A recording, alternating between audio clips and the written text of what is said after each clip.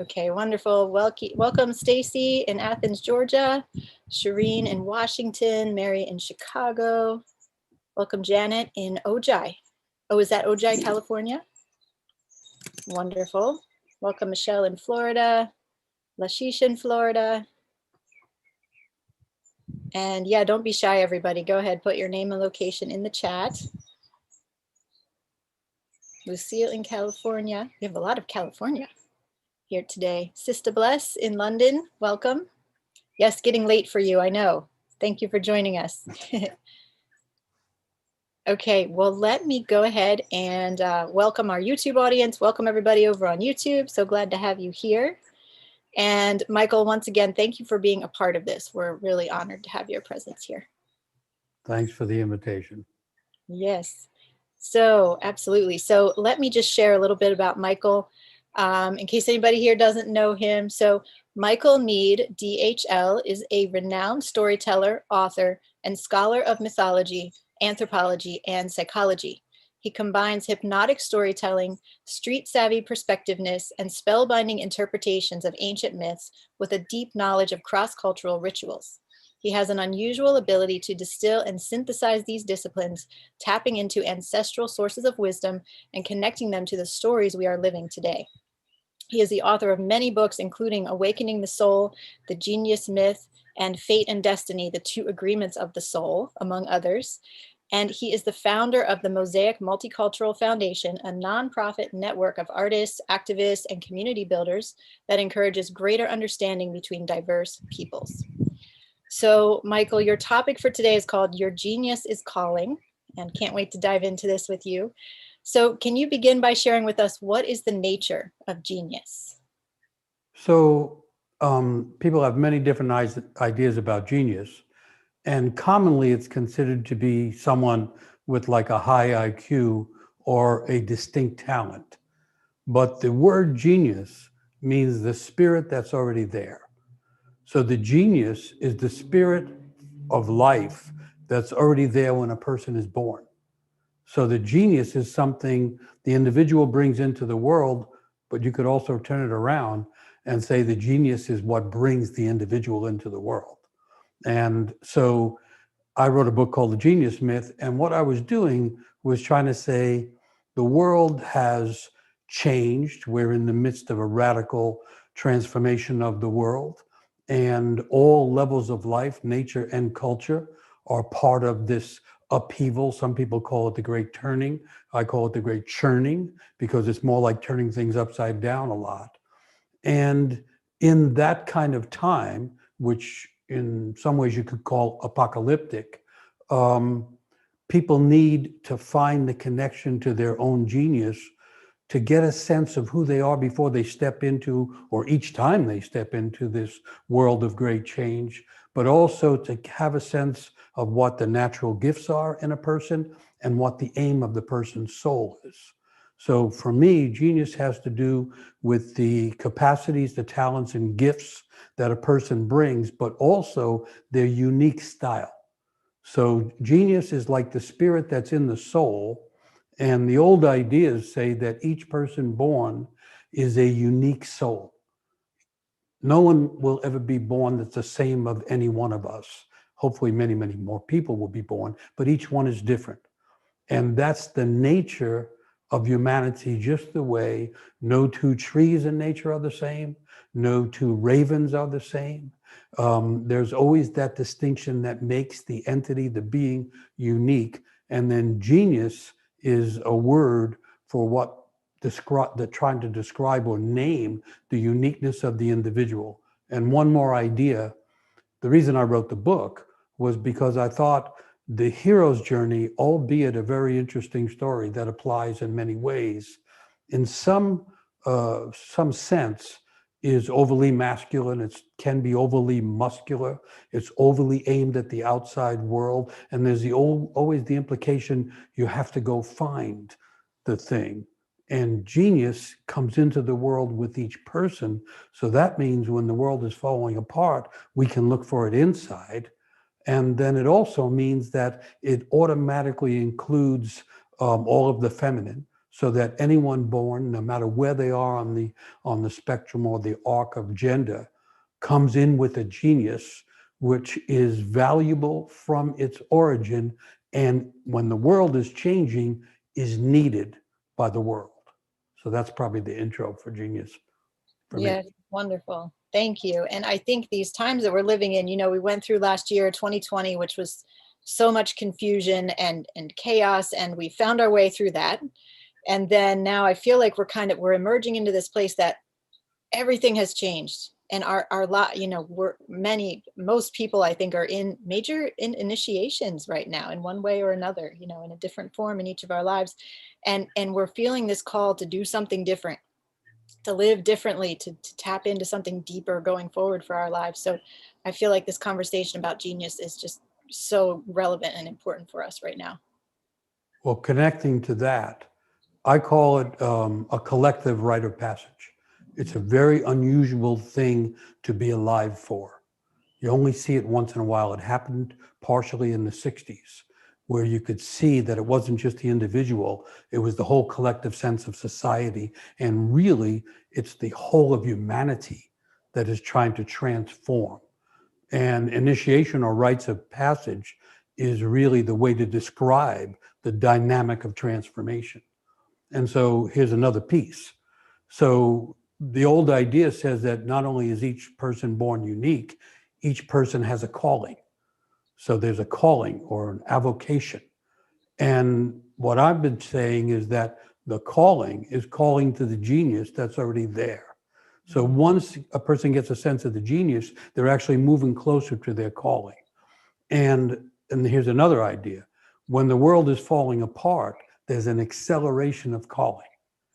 When everything's working and it's all fine and the institutions are solid, the calling has a harder time getting through. As things loosen and fall apart, the calling is more available. People sometimes miss it because they are too afraid of the chaos or too consumed by this or that or distracted by all that's happening. But the calling is coming through more strongly. And I think that's because the world needs everyone's genius. The issues and the problems are in every layer of nature and every layer of culture. There's no one solution. There's no one idea. There's no one single movement that can heal and fix everything that's going on. But if a whole lot of people awakened to their genius, found something, some sense of the thread of their purpose and their aim, people would be automatically going to areas where they had gifts to give, talents to use, and a capacity to help heal and renew both nature and culture. Yes, yes, very powerful times we're living in, for sure. So how can we find our genius? How can we discover this if we haven't figured that out yet on this path? Well, it's a good question, and it's not easy to answer, right? In other words, if you say, well, everyone has genius, why isn't everybody just busy doing it? There are a few things in the way. So the genius tends to manifest in childhood, often between the ages of 8 and 11. So one thing a person can do is look back in their life and see what was happening around age 8 or 11. Now, the problem with the early manifestation of the genius is often the family isn't that excited about the genius of their own child. First of all, the parents don't know the genius of their own children. That's the setup. It's not part of the family. It's a spirit. It's really an independent entity that's living inside the person. And it wasn't born from the DNA in the parents. It's derived from the spirit world, let's say. And so that makes it confusing for the family and for the parents and even for the society. But that's the first place to look at it. Between the ages of 8 and 11, they say there's a manifestation of genius at that time. And then it goes kind of, they call it latent or dormant. Then it manifests much more fully, usually during what we call teenage years, during youth. And that's when typically traditional societies would have initiations that would be partly the confirming of the genius that's waking up. So since we don't have formal, insightful initiations in the modern world, most people are walking around not having their genius recognized or confirmed. that's a problem for the individual, and it's also a problem because when a person doesn't live their genius, the Greek word for genius is daimon, daimon. When a person doesn't find, awaken to, and live their genius, the daimon becomes a demon. In other words, it's not a neutral thing. Oh, good, if we find it, everything's good. We don't, well, we're still okay. Actually, psychologically, something gets disturbed when the genius is not recognized. And so often a person's demons are really the daimon not recognized. So then that sets up the two ways to perhaps find the genius. One is locate a gift, a talent, a capacity, or some unique thing where anybody who knows you say, well, this I know about you, that will be an element of genius. Because genius is not just a talent, it's the unique style of the soul of the person. And then if you can't find it through the gifts, then you look to the wounds. So Carl Jung, the famous psychologist, once said, genius hides behind the wound. So another reason people don't know their genius anymore is because people don't know that it resides next to the wounds. Two of the deepest things in the human soul are the genius, which comes in with the soul, and the wounds that everybody has.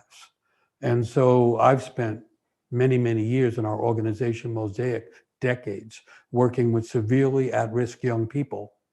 And what we did and what we had to do was help them find their genius by going the route of their woundedness. So the wounds that a person has will be connected to and give hints of the genius of the person. And often once the genius becomes more conscious, then the healing of the person begins to be more profound as well. But it is a tricky thing to find the genius because it is often uh, overlooked or even rejected by family, not valued by community. And so it becomes very much of a personal path to try and find it. Once it's found, it does need to be confirmed. It might be one's own spirit and one's own gifts, but we won't trust it until someone we respect confirms that we have it. Oh, I hope that makes sense. Like yeah. someone can have a talent for playing guitar, really natural. You see it. They'll pick it up and play. The rest of us are, fumbling. But they won't actually trust that they're any good until someone who they admire and respect for a greater capacity or the similar talent says, you're all right at that. There's a confirmation needed, or there's doubt that gathers around one's genius nature. Interesting. And I think so many of us here in this audience for sure are feeling called to do things that are very outside of the comfort zone, maybe of the friends and family around us, right? So I think people are really feeling that strongly, like I'm not going to, I know I need to do this thing, but I'm not going to get that confirmation, or at least not for a while, right? And so we need to have great courage in taking action and following that path until we get the confirmation. And it's really necessary, I think, because the gifts of a person, and I'm saying everyone's gifted from the beginning, everyone's wounded, but everybody's gifted. The gifts of a person are not intended for them. They're intended to be given. They are gifts that were given to us, God-given, as people used to say, and our job is to give them to others, or right now we say give them to the world, because the others could be the trees and the plants, they could be the animals. People are drawn to certain areas because their genius is connected there. And so we have to learn to trust that. And then we usually, it's helpful if we can find other people who are working on opening up their own soul, learning their own capacities, and on that road of struggle and awakening, because then we can associate and support each other. But it's hard to do in the modern world. Beautiful. Because it's not recognized. Definitely. And this idea about the wounding, I think, is really important too. I know in my life, whenever I do whatever I'm most afraid of, or most wounded around, I need to do that. And when I do, magic happens, but it's pretty scary to go out that far outside of the comfort zone. So that's the word fear comes from the Old English word fare, F-A-R-E, which is like thoroughfare. The old meaning of fear is it tells you where you have to go. Wow. Oh, I love So it. So it's true. when we, yeah, you have that instinct for that.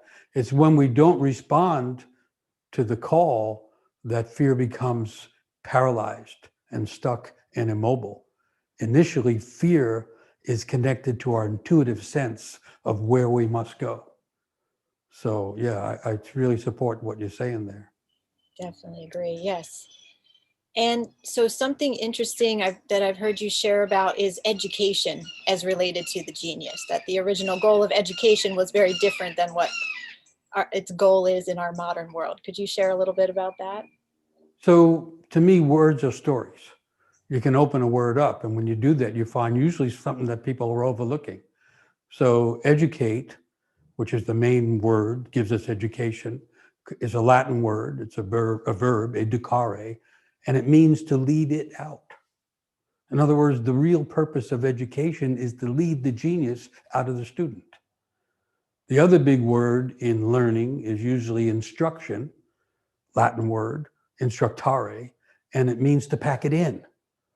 So modern education is about packing stuff in before they let out who was in there. Modern education is backwards. In terms of initiatory imagination, you would lead the genius out first, then you would pack in stuff that would confirm, support, and help aim the genius. Modern education packs everything in starting from the beginning without ever bringing out what the purpose, the meaning, the aim of that life is. A real teacher knows the difference, and genuine teachers, even in a modern education system, will recognize the unique qualities of their own students. But yeah, to me, education has become reversed. Yeah, I can see how that creates a lot of confusion Yeah, for all of us when we were young people. tremendous. So another thing about the world falling apart is there's less reason to have a career. Mm. So up until 5 years ago, people were still saying, if you can, you go to college and you get your career and you go on the career path.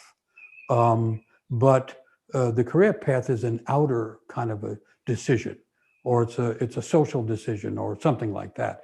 It's an institutional decision. The calling is the genius call, is the genius response.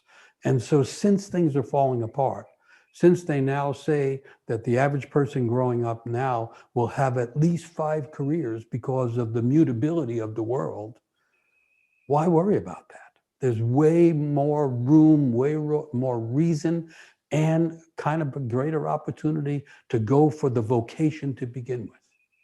In ancient India, they used to say there's 2 adventures in life.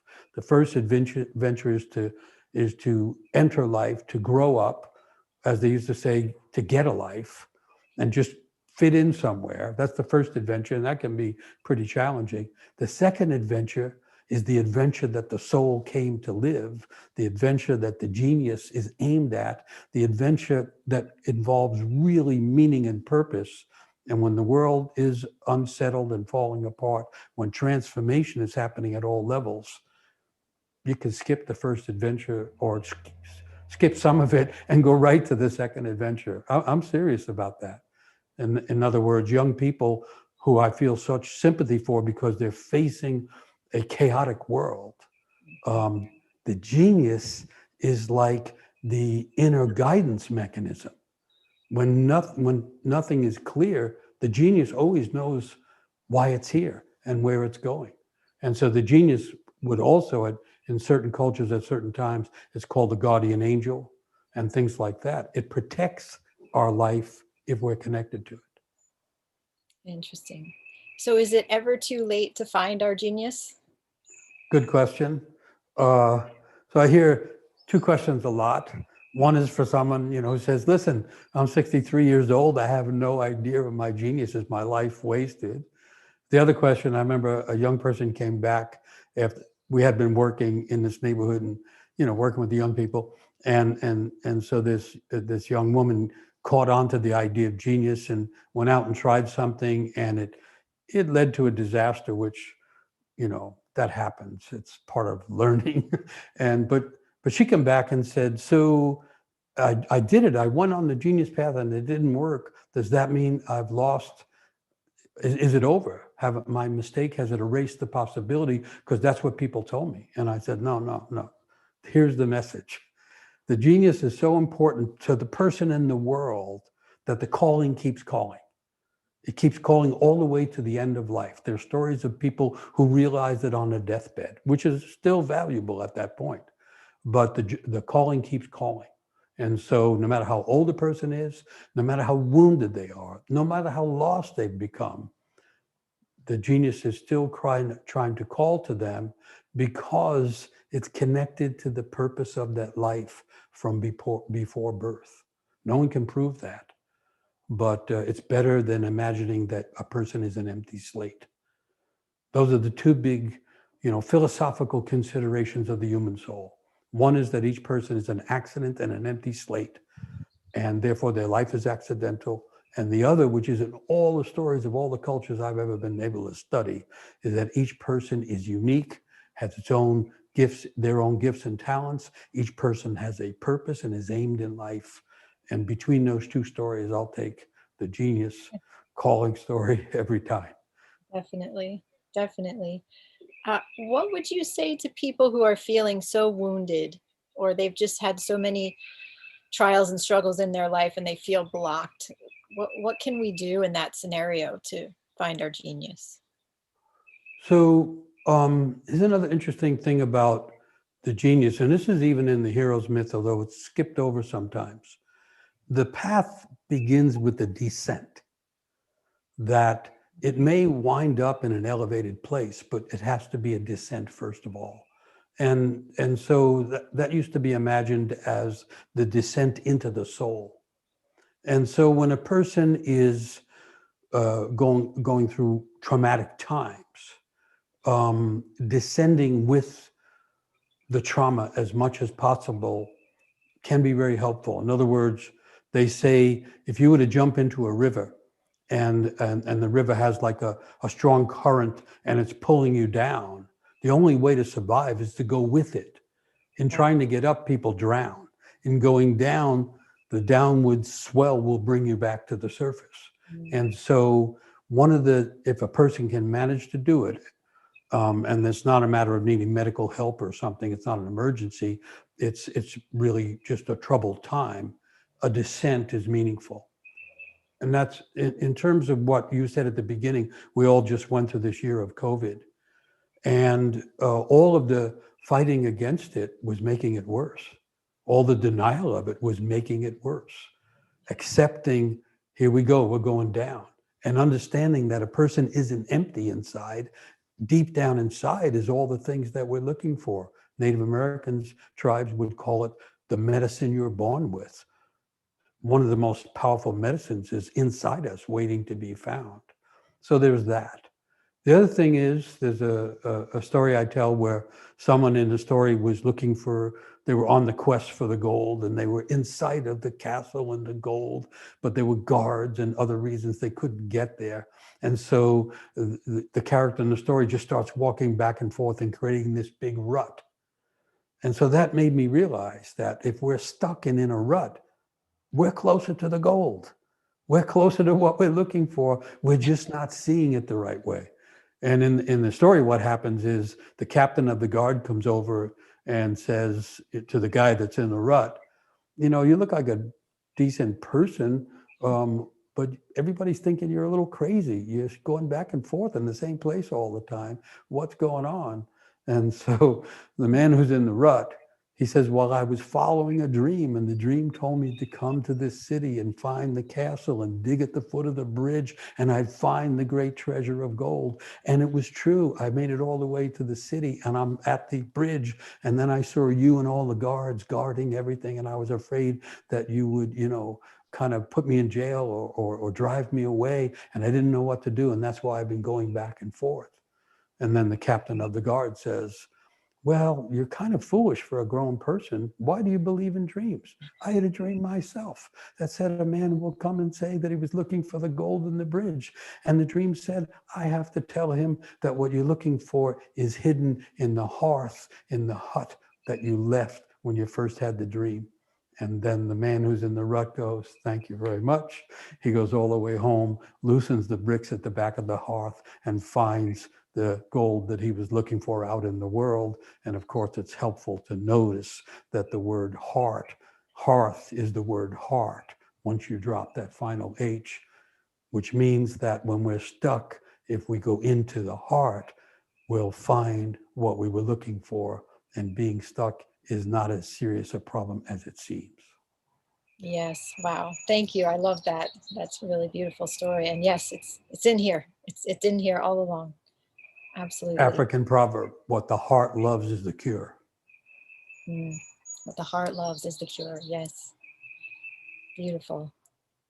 Well, thank you, Michael, so much. I really appreciate everything you've shared. It's been so moving.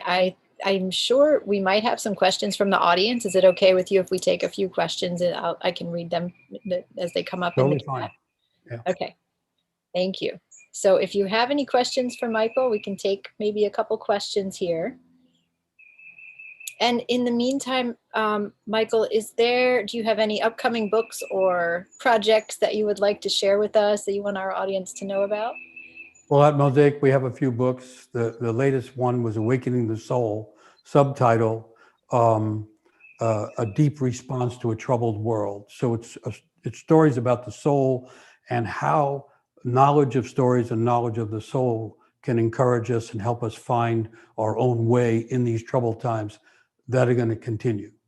For ideas about the genius myth, it has all the stuff written in it and a lot of ideas about genius. And then what we're doing currently, and it started at the beginning of the COVID year, is we've done a bunch of events online. And so we have online series that take up the issue of initiation or take up the issue of genius. And so if people go to the website, they can find those. And the project that's underway now, in a few weeks, we're doing an online workshop called Initiations of the Self and the Soul. So I'm going to talk about initiation of both self and soul in this period, at this time. Okay, beautiful. That sounds really powerful. Thank you. I've just put your website in the chat there. So it's mosaicvoices.org. Is that correct? Yes, that's it.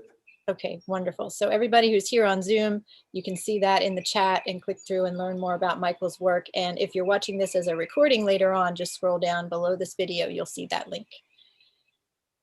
So we do have a question from Shireen. Have we all been on a hero's journey during this pandemic?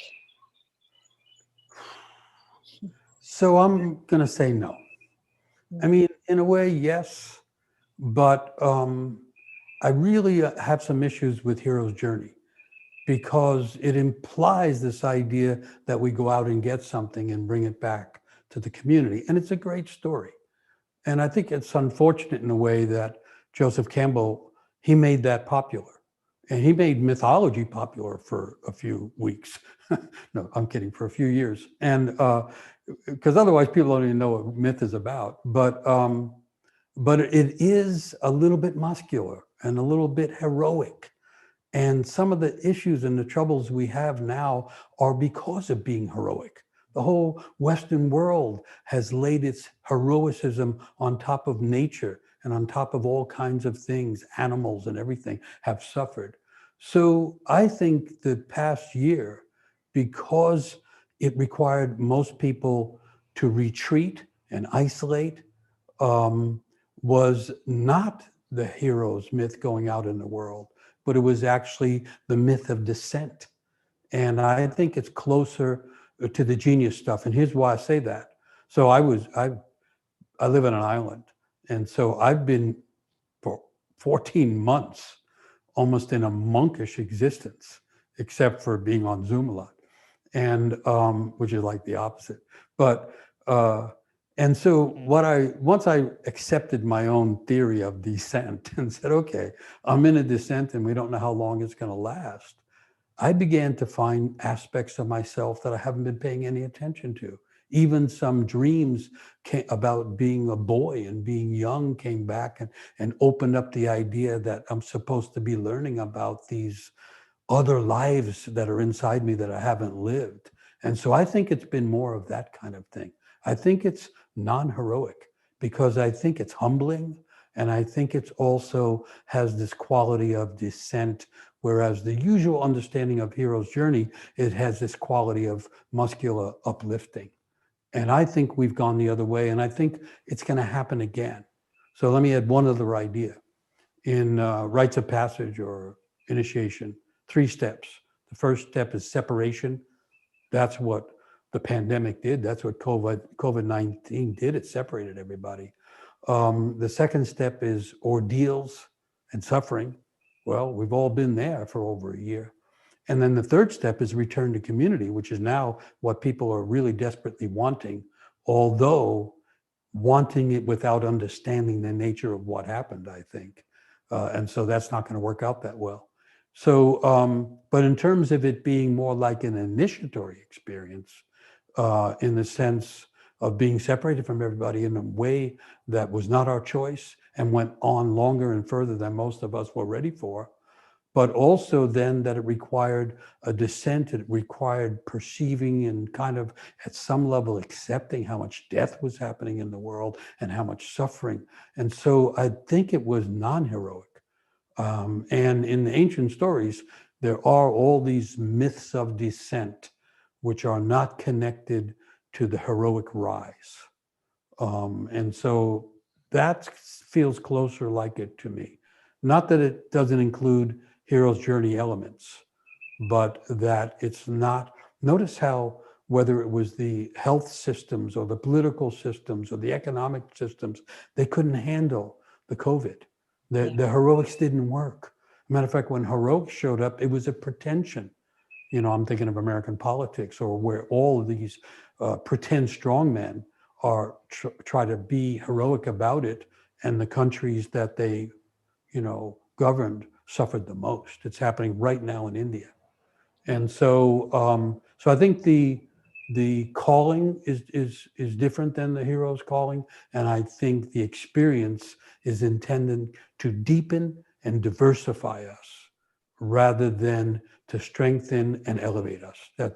That's a thought.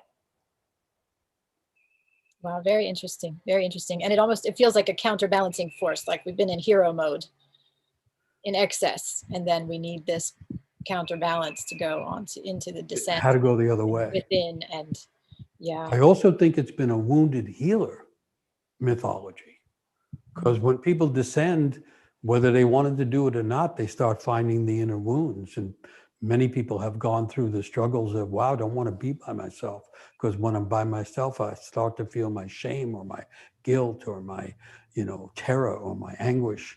And that's what it's been about. But those are all healing moves. Anytime we encounter that which feels wounded to us, it's really a healing occasion that has to begin with accepting what's been wounded or harmed. And so I think it's been more like the wounded healer myth than which is usually not considered heroic. interesting. So there are 2 questions in the chat that I feel like both are, you know, kind of aspects of the descent. So we have one person asking, how would you mythologically speak of the feeling of burnout? Right. And then another person asking, could you define dark night of the soul from a historical, maybe mythological perspective? Do you think these are both aspects of the descent that we experience that in different ways? Yeah, let me take them in reverse order. So Dark Night of the Soul is literally the mythology of descent. And notice it doesn't say dark night of the void or dark night that's endless and you never learn anything. It says dark night of the soul. So anything that becomes the dark night is actually a path of the soul. And so one of the things about the dark night, first of all, there needs to be an education in darkness. I mean, particularly in cultures that have an excess of whiteness, let's say. Darkness, there's one of the key old Greek words for wisdom was dark knowledge. When you translate it, it means dark knowledge. So a person isn't wise unless they know both the light and the dark. So the dark night of the soul is this descent into the unseen, where a person learns to see in the dark. In other words, when a person is connected to the soul, they actually can have vision in darkness. As a matter of fact, all visions come from darkness. If everything was in the light, everybody would have already found it. So everything that we're looking for is in the dark. And so the dark night of the soul is also typically a process of shattering the ego. So the ego is the typical way we present ourselves and the group of attitudes that we live with typically. And of course, they're all short-sighted. The ego attitudes are all very limited and so on and so forth. And so something has to break us out of that ego limitation. And darkness is terrifying to the ego. Lack of control, terrifying to the ego. Not knowing, uncertainty, and not knowing what's coming next, terrifying to the ego. And the dark night of the soul is intended to shatter and melt that ego, because what is down there is not an endless pit. It's the deep soul, and it's the deep self, and it's the thing that can really ground us, not in the daily world, but in the psychic world. And so I think this is still a dark night of the soul for many people. People are in greater poverty. People are still long haul suffering from COVID and so on and so forth. And so I think the mythology of the dark night of the soul applies to the whole world right now. Animal species disappearing, ecosystems unraveling. It's all related to that. And it's really helpful to know that visions come out of darkness. And the word alchemy, the chem in the middle of it, K-H-E-M, which gives us chemistry, is a North African word that means darkness. So that's that. And then the other question was about... It was about burnout. How would you describe burnout in a mythological sense? So burnout is something that I'm familiar with from doing a lot of work with activists. And so typically activists burn out. It's partly heroicism, trying to do too much, partly the sense of urgency, which is legitimate. Like we have to do as much as we can now about climate crisis, about injustice, social injustice, pick your crises because we're in a cascade of them right now. And it turns out that doesn't solve it. And because it's running all the energy through one part of the psyche, through the let's fix it, let's work on it side. And so the soul likes to go at things indirectly. And the soul is like water. It likes to find pools to rest in. And so one of the first things to learn in activism is, first of all, if it's a real problem, you're not going to fix it quickly. And second of all, you're not going to be very active if you don't rest. And so burnout is usually a sign that we've rushed right past the more soulful places, which would give us rest. But it can be very specific if you want to get into that. So if you take the idea of, let's say, the 5 main elements that make up the world, which turn out to show up in all traditional cultures, let's say fire, water, earth, mineral, and nature, then when a person burns out, it's one of those that's burning out.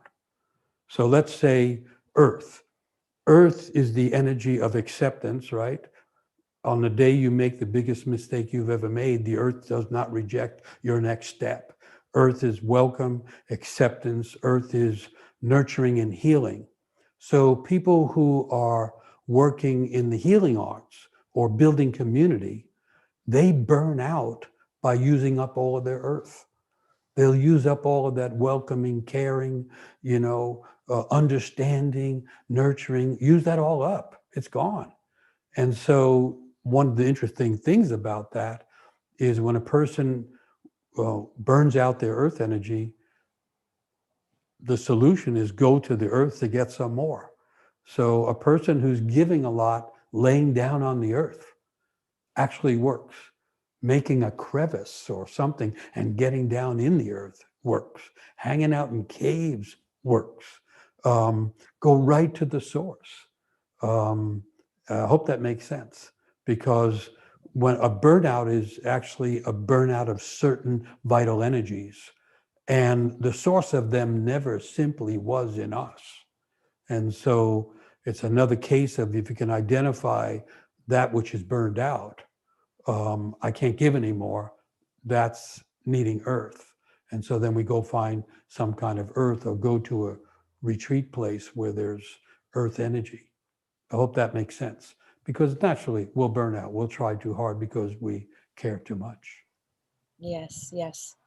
I definitely lay on the earth all the time. So that's really interesting to hear it in that perspective. And it's very healing and rejuvenating. It's really, We've experimented with burying people wow. up to here. You Mhm. have to have a limit, but we were mimicking an old African ritual of initiation, where the initiates are buried in the earth up to here on a 45-degree angle. Oh, And you stay there for 24 hours, right through the dark of the night. wow, You that go puts through. a whole new spin on a vision quest. Yes. No, it's really interesting because I did it, right? So we were going to experiment it. I thought I better do it before I start putting other people through it. So there I am inside the earth. I have no idea what to expect. And after a while, and then you're supposed to be by yourself. And there's a witness nearby who's not supposed to interact with you because that could upset the chemistry or the alchemy. And so there is a witness, and then it's getting dark, and I hear a voice talking to me.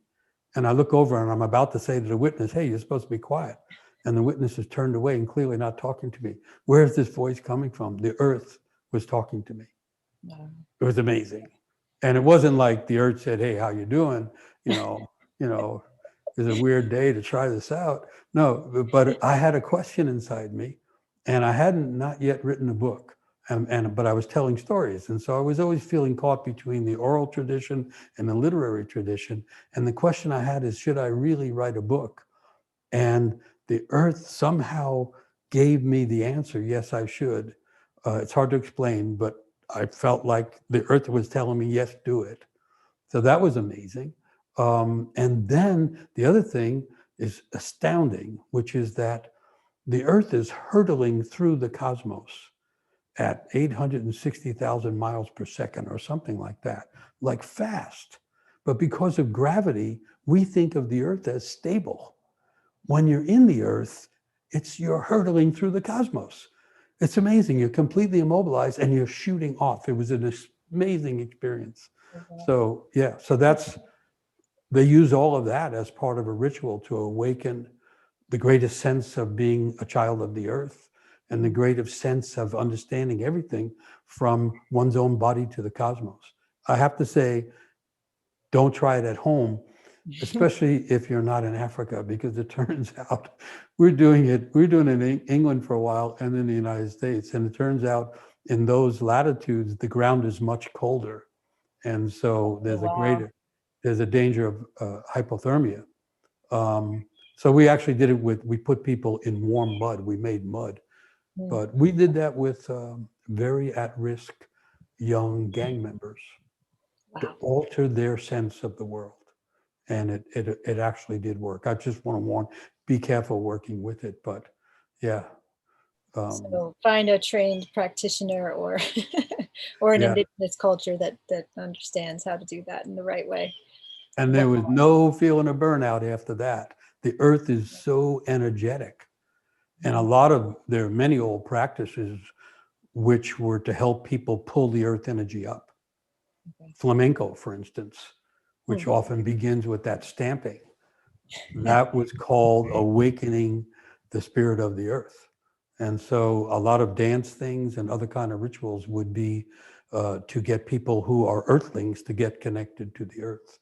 And the earth is this big, engine of healing. Absolutely. Yes.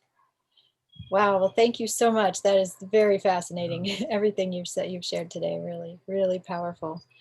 Um, do you have any final thought or quote or word of wisdom for us before we close for today? Well, I want to go back to the idea of a collective rite of passage. It is so unusual to be in a time where it is obvious that the whole dynamic of both culture and nature is trying to transform.